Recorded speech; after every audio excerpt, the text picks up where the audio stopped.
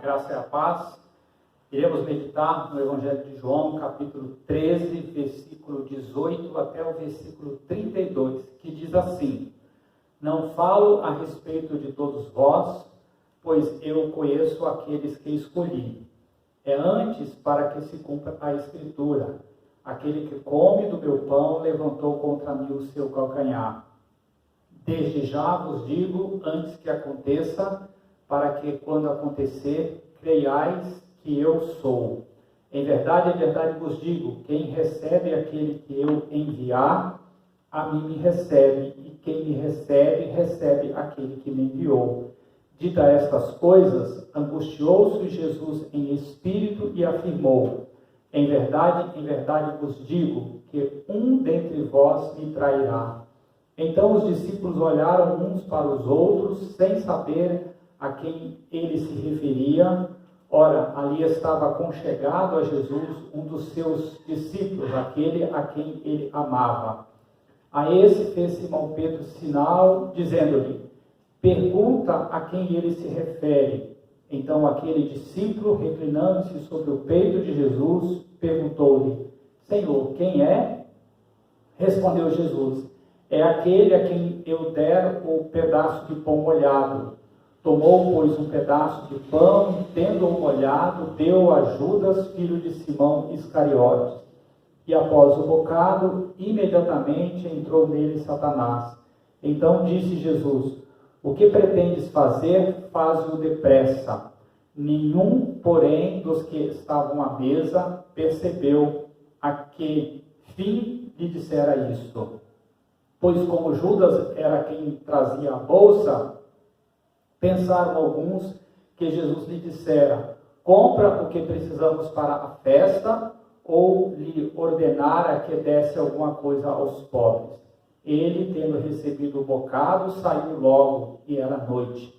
Quando ele saiu, disse Jesus: agora foi glorificado o Filho do Homem, e Deus foi glorificado nele. Se Deus foi glorificado nele, também Deus o glorificará nele mesmo e glorificá-lo-á imediatamente. Queremos pensar na seguinte grande ideia: Deus é glorificado quando agimos com dedicação e lealdade e conforme o exemplo de Cristo. Na mensagem anterior, falamos da última reunião de Jesus com os seus discípulos antes da sua crucificação, celebrando a Páscoa antecipadamente com eles. Falamos sobre o tipo de vestimenta masculina comum naquela época e região. Falamos sobre os seus significados. Ao estudarmos essa passagem à luz da cultura da época, entendemos corretamente o significado dela. Vimos 3 ensinos que Jesus passou naquela ocasião: de humildade, de serviço e de comunhão ao lavar os pés dos seus discípulos. Jesus também ensinou aos seus discípulos que devemos olhar para as pessoas com o propósito de restaurá-las, jamais descartá-las. O Rei da Glória estava dando exemplo para fazermos o mesmo. Aquela semana era para o povo judeu uma semana de muita alegria, porque a maior festividade judaica estava chegando. Eles iriam celebrar a Páscoa. A nação ia aos milhares para Jerusalém, onde se encontrariam e celebrariam ali juntos a Páscoa do Senhor.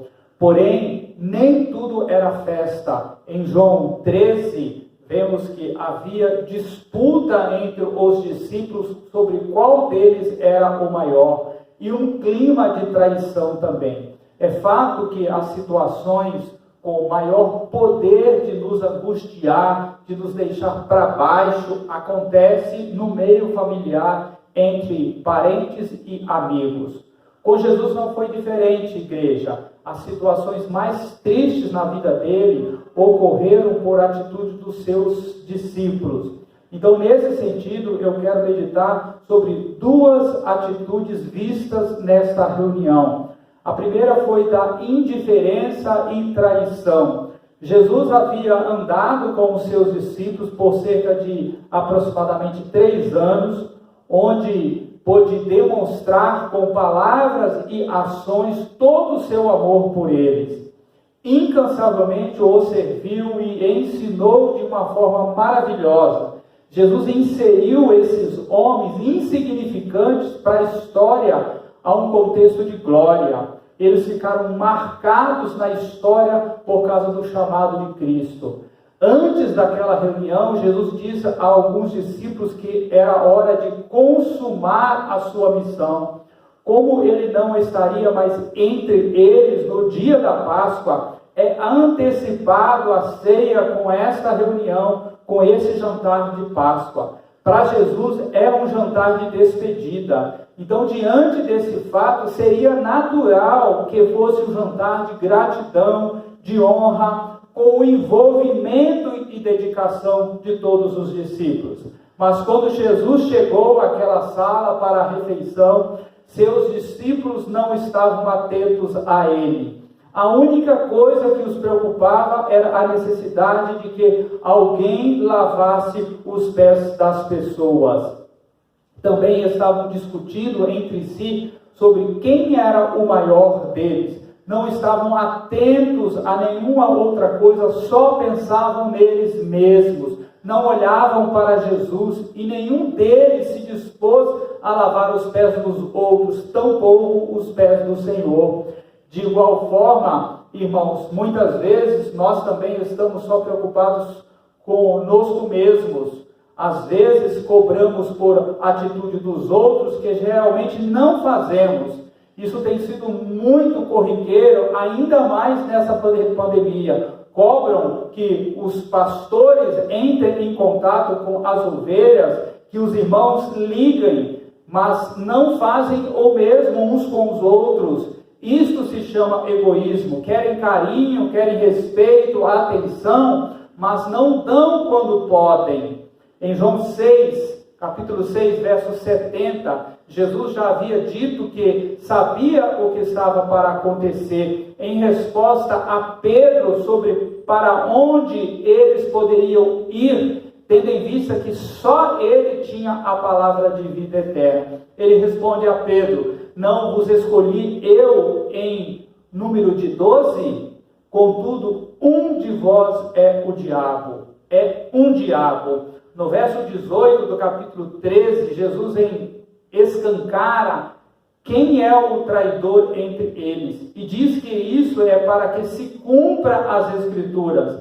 Ele estava citando um salmo de Davi, que expressa a situação de Davi ao ser traído pelo seu próprio filho. Jesus estava dizendo: aquele que eu chamei de um diabo ainda está conosco, comendo conosco e vai me trair. Você conseguiria conviver com alguém que sabe que é um traidor, alguém que quer o mal para você por tanto tempo assim como Jesus conviveu? O que você faria?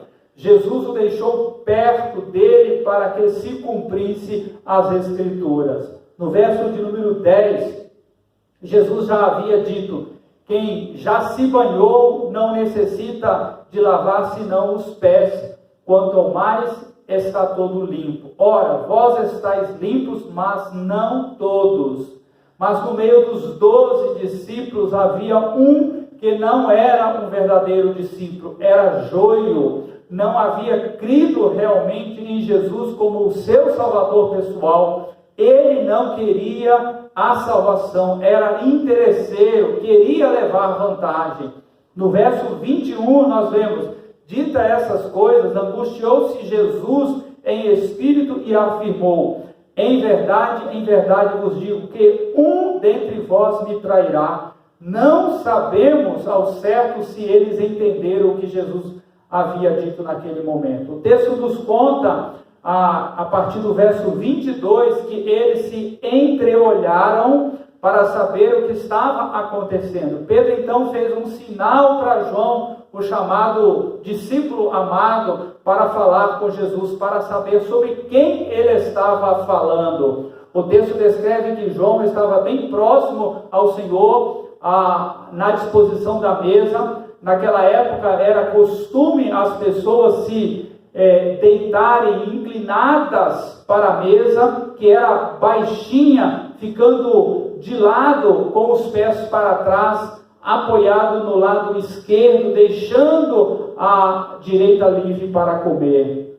Assim, João estava bem próximo do peito do Senhor. Não sabemos qual era a disposição das pessoas à mesa, mas sabemos que Pedro conseguiu fazer um sinal a João, talvez estivesse bem de frente deles. Devido à proximidade física e relacional entre Jesus e João, ele responde a João dizendo quem era. É aquele a quem eu der o pedaço de pão molhado. Irmãos, essa reunião foi marcada pela indiferença dos discípulos e pelo anúncio do traidor. Que tipo de atitude estamos tendo? Será que às vezes não estamos tratando Jesus da mesma maneira que os discípulos o trataram? E será que também não estamos traindo Jesus quando escolhemos desobedecer a sua palavra? Nós estamos meditando sobre duas atitudes vistas naquela reunião de ceia de despedida do Senhor Jesus. A segunda foi de honra e de confiança. Diz o verso 26, a parte B, que Jesus pegou um pedaço de pão, enfiou numa travessa que provavelmente continha um molho feito de tâmaras, uvas passas e um vinho azedo, e o deu a Judas. Naquele momento ele estava anunciando o traidor, que Judas era um representante do diabo, alguém que o trairia. Ele sabia exatamente quem era Judas. Notamos que naquela reunião festiva, Jesus estava entre os seus, mas os seus não cuidaram dele, não o respeitaram, nem lhe deram a devida honra, e ainda houve quem o traísse. Talvez você já tenha vivenciado uma situação muito parecida com essa, que o deixou muito triste, de ser hostilizado, maltratado, humilhado por pessoas que você ama, talvez um familiar, um parente ou um amigo próximo. O que a reação do Senhor Jesus nos ensina em um momento como esse? Qual deve ser a nossa reação também? Jesus agiu como um servo diante da indiferença dos seus discípulos. Não vemos Jesus chamando a atenção deles, nem se queixando por não terem uma atitude favorável a ele. Jesus não estava lamentando o que os discípulos não fizeram por ele. Sua atitude em resposta à ignorância dos discípulos foi de servi-los. Jesus serviu, inclusive, o seu ofensor. Ele tirou as suas vestes, curvou-se para lavar os seus pés. Judas não demonstrava ser um homem mudado, não havia sinais na sua vida de transformação. Ele, certa feita, reclamou do perfume que foi derramado sobre Jesus, considerando aquilo um desperdício. Para ele, o mais importante era o dinheiro que poderia ser dado aos pobres, mas, na verdade, o seu desejo era roubar o dinheiro, como já o fizera outras vezes, pois cuidava da bolsa do grupo. Jesus diz a João que ele daria um pedaço de pão ao traidor. Esse gesto tem um significado muito importante que Jesus estava ensinando aos seus discípulos. Tirar um pedaço de pão e dar a alguém era uma expressão de honra. Não se fazia isto a qualquer visitante, somente aquela pessoa que você queria honrar naquela reunião. Jesus fez justamente ao seu maior ofensor. Ele não o ofendeu como talvez alguns de nós faria. Jesus o honrou e o serviu. Jesus também confiou na soberana vontade de Deus. O verso 27 diz que após o bocado, imediatamente entrou nele Satanás. Então disse Jesus: o que pretendes fazer, faze-o depressa.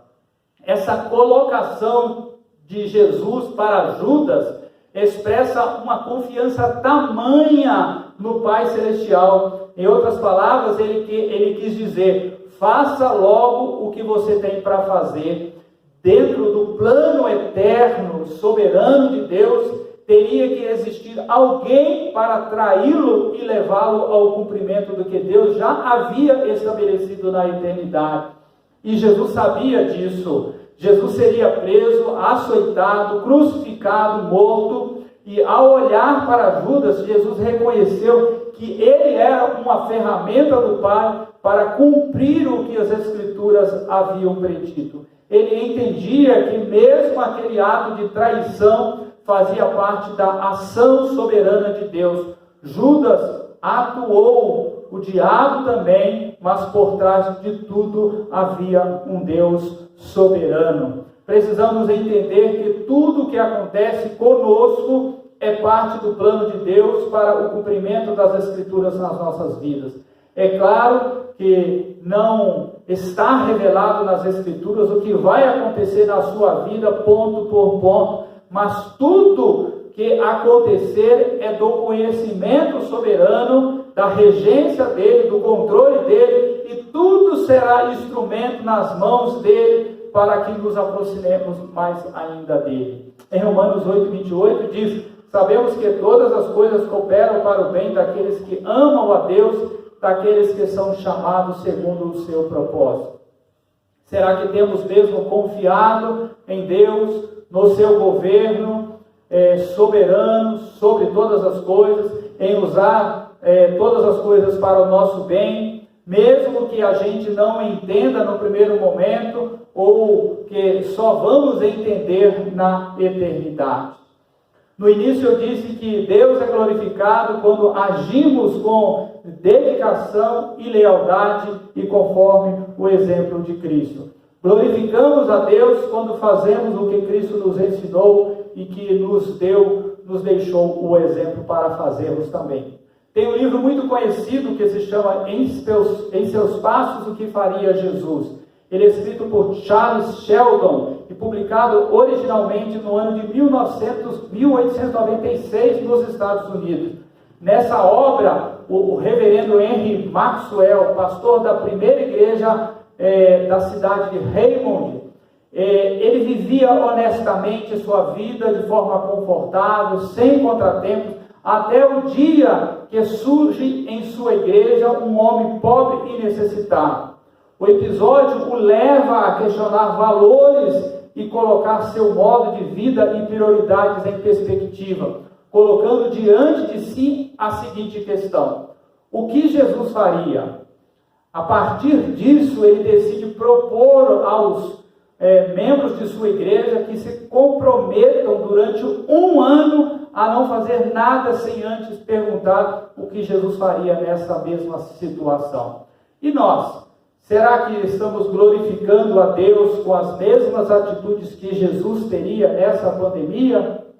Glorificamos a Deus servindo e honrando um ofensor. Quando os discípulos desprezaram a Jesus, ele os serviu. Quando Judas traiu Jesus, Jesus o honrou. Jesus conhecia mais do que ninguém as literaturas do Velho Testamento. Provérbios 25, 21 e 22 diz: se o que te aborrecer tiver fome, dá-lhe pão para comer. Se tiver sede, dá-lhe água para beber. Porque assim amontoarás brasas vivas sobre a tua cabeça e o Senhor te retribuirá.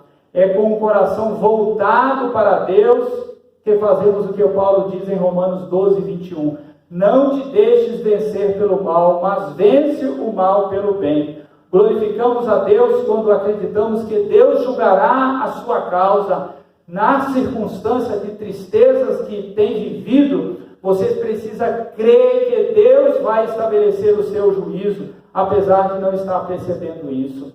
Quando maltratado, Jesus não fazia ameaças, mas entregava-se àquele que julga retamente. Essa era a postura dele diante de maus tratos. Nunca o revide. Precisamos fazer a nossa parte, igreja, mesmo que outros não o façam. Dessa forma, entregamos àquele que julga retamente, Deus. Irmãos, as aflições são oportunidades para confiarmos em Deus. Ele vai retribuir a mim o que me é devido, e aos outros também lembrando que ele mesmo disse: a mim pertence a vingança, eu retribuirei, diz o Senhor. Não tente retribuir pelas suas mãos, a retribuição só pertence a Deus, portanto descansem. Então nós glorificamos a Deus quando passamos por experiências dolorosas e tristes. No verso 31 diz: quando ele saiu, disse Jesus: agora foi glorificado o Filho do Homem, e Deus foi glorificado nele. Quando Jesus disse para Judas sair e fazer o que lhe competia, Deus seria honrado, porque se cumpriria o propósito dele na vida de Jesus através do complô de Judas com os líderes religiosos. Então devemos fazer o que o apóstolo Pedro escreveu para fazermos lá em 1 Pedro 2,12: mantendo exemplar o vosso procedimento no meio dos gentios, para que naquilo que falam mal contra vós outros, como de malfeitores, observando-vos em vossas boas obras, glorifiquem a Deus. Pedro recomenda que se viva de acordo com o padrão de Deus, de um modo digno do Evangelho. Isso levaria aqueles que falavam mal deles e os maltratavam a darem glórias a Deus pela vida deles. O Senhor nos tem dado as oportunidades para que as nossas experiências ruins possam servir para provarmos Deus agindo em nós e naqueles que estão à nossa volta. Ore dizendo para Deus que deseja ser agente do seu amor. Peça a sua capacitação para ser um cristão, a exemplo daquele que lhe deu esse nome, Cristo. Ser cristão é viver dia a dia conforme os princípios do nosso Deus e na capacitação do Espírito Santo, inclusive no meio de experiências ruins como essa que Cristo passou. Que Deus nos abençoe para glorificarmos a Cristo, não com um relacionamento de indiferença e traição, mas de dedicação e lealdade, honrando e confiando no Pai Celestial, como Cristo, o seu Filho, fez. Amém.